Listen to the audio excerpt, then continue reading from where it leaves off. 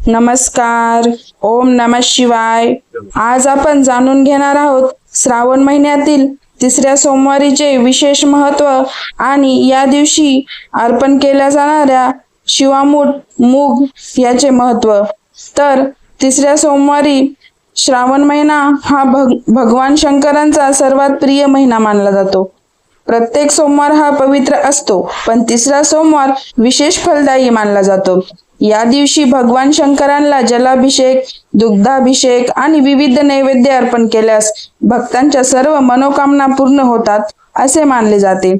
पौराणिक मते सांगतात की या सोमवारी केले जाणारे जप व पूजन आरोग्य, धनसमृद्धी आणि मनशांती प्रदान करतो. तर तिसऱ्या सोमवारी आपण शिवामूठ ही मूग वाहणार आहोत. तर ह्याचे महत्त्व काय आहे हे पाहूयात. तर शिवामूठ मूग हा म्हणजे हिरवा मूग, जो भगवान शिवाला अर्पण करण्याची प्राचीन परंपरा आहे. मूग हा सात्विक, पौष्टिक आणि पवित्र अन्न असून शिवपूजेत त्याचा समावेश दीर्घायुष्य, आरोग्य आणि घरातील ऐक्य यासाठी केला जातो. हिरवा मूग भगवान शिवाला अर्पण केल्याने पापांचा नाश होतो आणि पुण्यसंचय वाढतो अशी श्रद्धा आहे. तर जाणून घेऊया तिसऱ्या सोमवारी पूजा कशी करायची ते. पहाटे स्नान करून स्वच्छ पांढरे किंवा पिवळे वस्त्र धारण करावे. पूजास्थळी शिवलिंगाची स्थापना करून गंगाजल आणि पंचामृताचे अभिषेक करावा.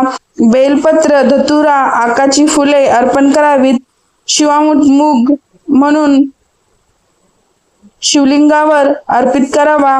ओम नमः शिवाय किंवा महामृत्युंजय मंत्र 108 वेळा जप करावा आणि आरती करावी. नैवेद्य नंतर प्रसाद म्हणून वाटावा. तर हे पाहिलं आपण मूग हे शिवामुठाचे महत्त्व. तर हे जाणून घेऊया की तिसऱ्या सोमवारी असं काय केलं की जेणेकरून आपल्या जीवनातील सर्व दुःख तसेच इतर अडचणी दूर होतील. तिसरा सोमवार हा भगवान शंकरांची कृपा मिळवण्यासाठी अतिशय शुभ मानला जातो. या दिवशी केलेले पूजन, जप आणि दान हे इतर दिवसांच्या तुलनेत अनेक पटींनी फलदायी असते. पौराणिक कथांनुसार या दिवशी केलेल्या उपासनेने कष्ट कमी होतात आणि मनोकामना पूर्ण होतात. तर जाणून घेऊया तिसऱ्या सोमवारी आपण असे कोणते उपाय करायचे आहेत जेणेकरून आपल्या जीवनातील कष्ट आणि संकट दूर होतील. तर पहिला उपाय हा आहे की जलाभिषेक. पहाटे स्नान करून शिवलिंगाला गंगाजल, दूध, मध आणि पाणी याने अभिषेक करावा. अभिषेक करताना ओम नमः शिवाय मंत्राचा जप करावा. तर दुसरा उपाय आहे बेलपत्र अर्पण करायचे. तर 3 पानांचा ताजा बेलपत्र घेऊन त्यावर चंदनाने ओम नमः शिवाय लिहून शिवलिंगावर अर्पण करायचे.